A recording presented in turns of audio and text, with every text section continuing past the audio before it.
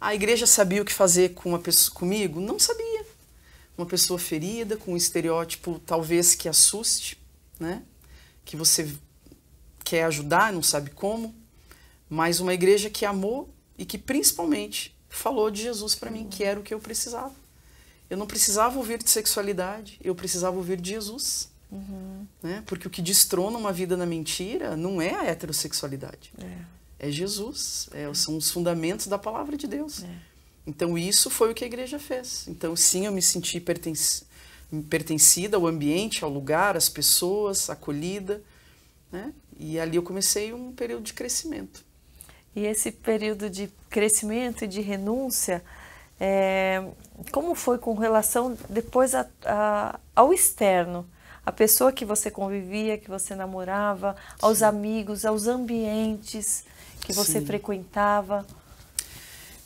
Na época eu namorava com uma pessoa, já há quase 2 anos, mas quando eu conheci o Senhor Jesus, eu comecei a ver que não cabia mais nada que desonrasse ao Senhor Jesus na minha vida. Não era só o meu relacionamento homossexual. Eu me sentia constrangida de desonrar o Senhor Jesus, mesmo no meu secreto. Ninguém estava vendo. Ninguém precisava ver que eu poderia continuar usando droga. Ninguém me pediu para terminar o namoro. Ninguém me pediu para terminar o meu relacionamento, para parar de usar drogas. Ninguém me pediu nada. Nenhum pastor da igreja. Mas eu me sentia constrangida em continuar fazendo coisas que desonravam o Senhor Jesus. E aí eu lembro que eu cheguei para essa pessoa e falei que eu tinha conhecido Jesus e que não cabia mais ela e Jesus na minha vida ao mesmo tempo. Que era o entendimento que eu tinha naquele momento. Né? E eu lembro que eu brinco até às vezes falo que eu cheguei para ela e falei que ela perdeu porque eu conheci um cara, né? Mas é brincadeira. Eu estava dizendo que eu conheci o Senhor Jesus e que ela tinha perdido a parada, mas que o Senhor Jesus não queria só eu, queria ela também. E ela foi apresentada ao Senhor Jesus também, ela teve a oportunidade, se batizou comigo depois de 3 meses também. Teve a oportunidade de conhecer o Senhor Jesus. Agora, não foi uma transição tranquila, porque até os 30 anos você tem muita história, você viveu até os 40 sem o Senhor Jesus, você tem uma vida, você tem pessoas, você tem profundidade, você tem histórias. Então, todas as minhas amizades eram do meio, era tudo que eu tinha e era tudo quem eu era até então. Então, deixar de ver pessoas, deixar de se relacionar com pessoas, e eu vou me relacionar com quem agora? Em qual ambiente? Né? Como que meus amigos vão aceitar? Na verdade, acabei me afastando de todos, porque eu não queria mais fazer as coisas que eles continuaram fazendo. Né? Então, como que eu vou estar num ambiente se eu não quero mais estar lá? Né? Estar e fazer as coisas. Então, eu passei, sim, um período muito grande sozinha, até para sarar algumas coisas dentro de mim que precisavam de tempo com Jesus. Só tempo com Jesus ia resolver algumas coisas. O seu trabalho, que você disse que trabalhava em eventos, assim, também, você mudou, passou a trabalhar com... Na verdade, eu não trabalhava com eventos, eu tinha outro ramo, mas eu promovia algumas festas para os meus amigos lá da minha cidade, né? E outras pessoas, eram eventos abertos também que eu fazia, porque eu era do meio LGBT, então fazia porque me divertia, né? Também acabava tendo um retorno, mas não vivia disso, né? Tinha outra... Mas foi uma decepção para eles. Porque hoje eu não consigo ter relacionamento com eles, e não é porque eu não quero, mas é porque 2 não conseguem andar juntos se não têm os mesmos propósitos. Né? A palavra de Deus fala isso. Então... E nenhum deles chegou até você para pedir aconselhamento, para querer viver o que você vive hoje? Não, mas muitos já chegaram para brigar comigo, para me xingar, para me hostilizar, para me zombar. Muitos já chegaram. Mas eu entendo e não os culpo. Porque existe dentro de alguns, principalmente daqueles que eu tinha relacionamento mais próximo, né, um sentimento de traição, de decepção. Né, de decepção com a minha vida, porque agora, né, eu acredito em outras coisas, então eu não sirvo mais, e além de não servir, é como se eles fossem traídos por mim. Eu entendo que é esse o sentimento que tem dentro deles. Inclusive, já ouvi de 2 ou 3, é isso que eu estou te falando, né? Então, Qual foi a maior decepção que você teve depois da tua conversão? Porque foi com pessoas do passado, foram com pessoas que você foi conhecendo. maior decepção? É.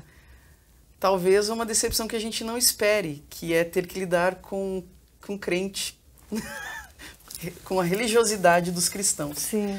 Você teve preconceito também da igreja? Muito. Porque Até é preciso hoje, ser Karina. forte para você permanecer também. Porque... Muito.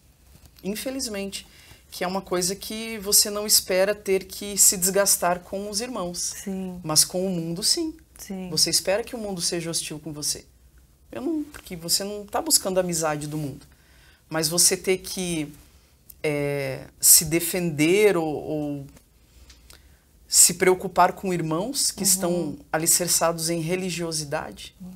Então, sim, essa era uma batalha que eu não esperava ter que travar, nunca. E como foi? E como foi? Essa ela até hoje. Essa ela permanece. Hoje eu lido muito melhor, sem dúvida, né? Mas iniciou logo na minha conversão. Primeiro por conta do estereótipo masculino, né? Passei 30 anos buscando o estereótipo masculino, tentando ser um garoto. Então, as pessoas acham que quando você aceita Jesus, as suas roupas, o seu cabelo, o seu jeito de andar, o seu jeito de falar, ele vai mudar da noite para o dia. Os seus hormônios, você vai deixar de ter um desejo, você vai dormir homossexual, você vai acordar hétero. São coisas que eu não sei de onde que os crentes tiram. Né? Eu não sei onde os cristãos tiram essas informações. E que em 2 ou 3 meses você vai estar com cabelo longo, cílios esvoaçantes, você vai estar casado com 3 filhos. Né? Isso não é bíblico. E eu não sei de onde que eles tiram, mas eu sei que existe uma pressão muito grande. Então, existem sim alguns irmãos que cobraram muito quando eu me converti, para que essa mudança visual ela acontecesse rápido. Você se cobrava? Você Não. Tentava? Não. Eu nunca me cobrei e até hoje não me cobro. Mas porque eu sempre tive um relacionamento com Deus para me transformar interna e externamente de acordo com o que agradasse Ele. E hoje eu entrei num lugar de contentamento, apesar de que eu brinco, né, que eu não sou uma perigóspel. Né? Eu falo, eu não sou uma mulher extremamente feminina e eu nunca vou ser. E eu entrei nesse lugar de contentamento e eu não tenho problema com isso. Porque você passar 30 anos tentando ser algo e da noite para o dia, você, por pressão, você ter que apresentar para uma igreja ou para as pessoas, né, uma aparência, isso me mostra que existem algumas pessoas que têm um preconceito com relação ao estereótipo e também um preconceito, muitas vezes, com relação à sua afetividade, que são 2 coisas diferentes. Sim. Alguns não sabem lidar com a mudança que está acontecendo de fora para dentro, não esperam o tempo de Deus e querem forçar algo para que tenha uma aparência que você, então, teve uma redenção na sua vida, para que você realmente se converteu. Então, você precisa demonstrar isso para a sociedade, em forma de maquiagem, de vestido, de feminilidade, etc. E existe o preconceito, às vezes, que é afetivo, que, pô, irmã, você não casou? Não, mas você ainda sente desejo por mulher? Se você fala que sim, a igreja te devolve para um lugar de preconceito, assim. Então, você não teve encontro com Jesus. Então, você precisa converter ainda. Então, como que eu vou receber de alguém que está em luta?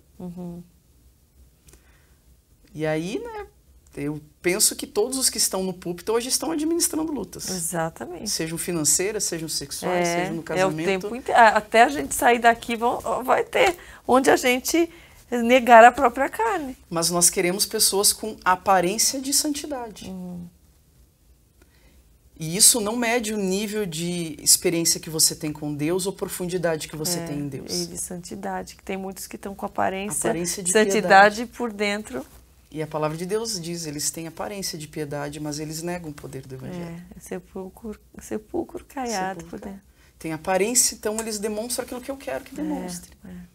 Mas isso não mede o nível de intimidade que as pessoas têm com Deus. Sim. Então, enquanto igreja, nós temos muito que caminhar com relação a isso, Isso eu sofri no início da minha conversão. Ainda existe um preconceito, sim, porque não é só com relação à igreja, né? Mas as pessoas, elas cobram.